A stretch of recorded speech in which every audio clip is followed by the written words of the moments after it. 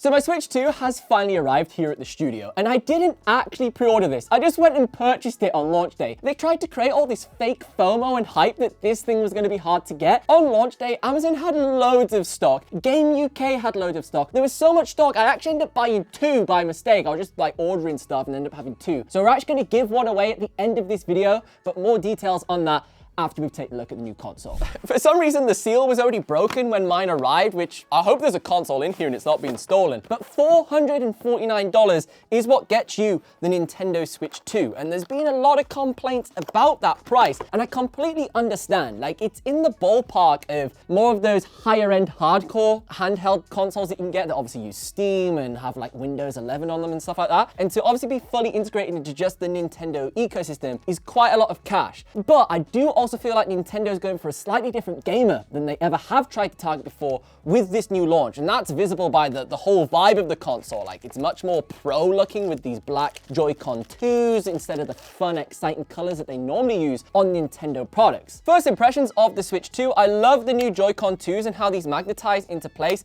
Very easy. You then also eject them at the rear here. You just literally click that button and it comes off. It's got new ways to play with like rubbing it against a desk. I've seen loads of interesting games that support this. Of course, we also have the much larger display. This is now a full 1080p display. We've got support for 4K output as well when you do dock this bad boy and plug it into the telly. This screen's absolutely huge. And also the Switch is way thinner than I expected it to be, so it's quite light in the hand. Also included inside of the box, depending on which bundle you get, this is the one that comes with Mario Kart World, so it does come with a game, which is great. You do also get this little adapter, which lets you turn the Joy-Con 2s into a controller. This also magnetizes on beautifully like that. Way better design than what you had on the original Switch. Similar premise with this, obviously this adapter, but that sort of like slotted in. Everything was quite clunky with the way the Joy-Con slotted, but these magnets make it way easier. Feels good. Ergonomics all right, not amazing, but will do the job. And then you also got the dock itself, which also is in this matte black Nintendo Switch 2 on there, and this is where you can dock the console. Unfortunately, with the Mario Kart World bundle, you do not get a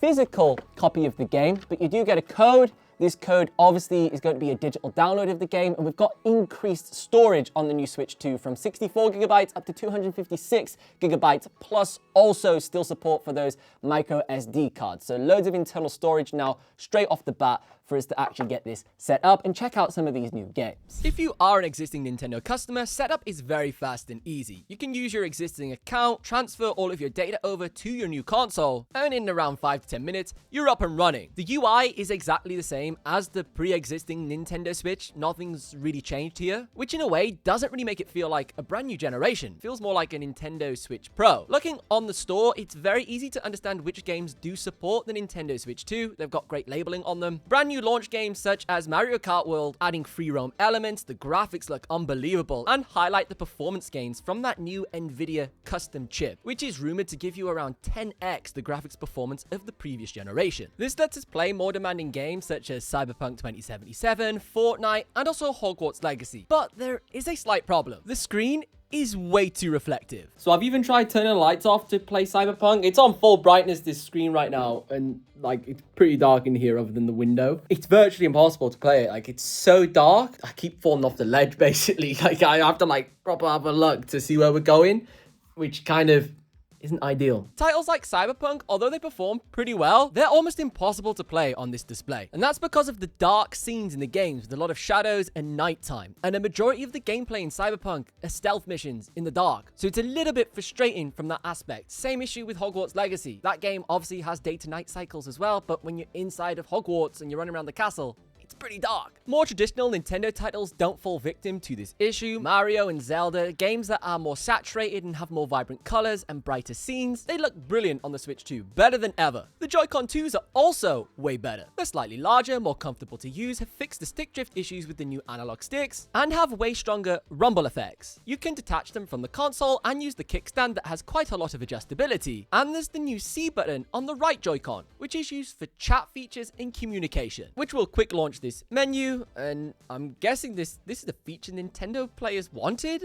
I don't need to use it, but hey, I don't have any friends to play with anyways, so I'm probably the wrong person to ask. Now, if you want to try out all the new features on the Joy-Cons, unfortunately, you're gonna have to pay $7.99. Nintendo's been a little bit sneaky, and they're charging you essentially for the tech demo that you would normally get for free with your console. Like on the PS5, you get Astro's Playroom to experience the DualSense and everything that it has to offer, pre-installed on the console straight out of the box. That's not the case with the Nintendo Switch 2. You literally have to pay $7.99 to play a rubbish little demo that shows what the controllers can do and all the new features of your $500 console, which is absurd and kind of outrageous. The new dock is slightly larger and does have a more curvature design. This is because it's housing a fan inside of it to cool the more powerful hardware of the Switch 2 when you're using it on your TV. And that's because it's capable of 4K 120Hz output, exactly the same as an Xbox Series X and also a PS5 and PS5 Pro. There's a huge list of backwards compatible titles from the Switch 1, so if you already own that console, you can still play those games on your new Switch 2. The cartridges and everything are exactly the same, but if you want the next-gen enhanced version with better graphics and some new features, $7.99 to upgrade that. I can deal with that. It's the same for Sony with the PS5 next-gen upgrades, so I'm not going to rant about that one.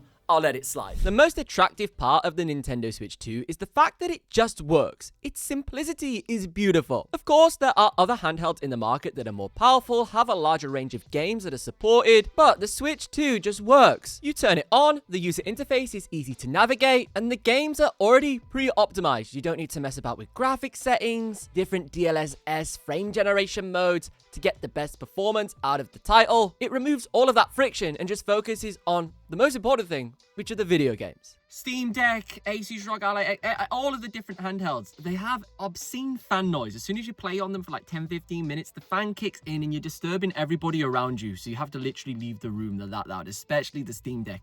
This thing doesn't, and it feels finished. It feels like a finished product. A lot of those handhelds are more powerful than the Switch 2. They've got more games than the Switch 2. They can do more. They've got Windows 11 Pro on them or whatever. They just feel like a prototype still. Something about it just doesn't feel refined. At least this feels like a flagship product. I actually can see myself traveling with this and it being reliable. I've taken so many handhelds on trips with me recently. They just always run out of battery. For some reason, they turn themselves on in the backpack or something stupid. By the time they get it out to actually play in the airport or on the aeroplane, it's on like 10% battery, so it dies in like 3 minutes. Right now it's on 45% battery life. Probably playing it for like maybe 45 minutes. It's not getting 3 hours of battery life like they said in the tech demo stuff, like 3 hours battery life expected. I'm probably getting about 2, just over 2 at a push. It all depends really on what game you're playing and how intense that is.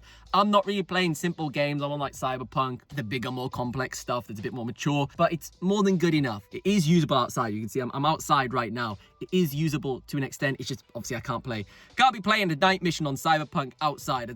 That's just not gonna happen, is it? So, you gotta be wise with the games you play. I'll leave a link in the description for my giveaway for the Nintendo Switch 2. This is the Mario Kart World Bundle. It's a brand new console, so you can enter and find out all of the details down below. But if you want to learn more about the Nintendo Switch 2 and some of the best accessories that you can purchase for your console, you should check out this video next, because if you like this, you'll like that.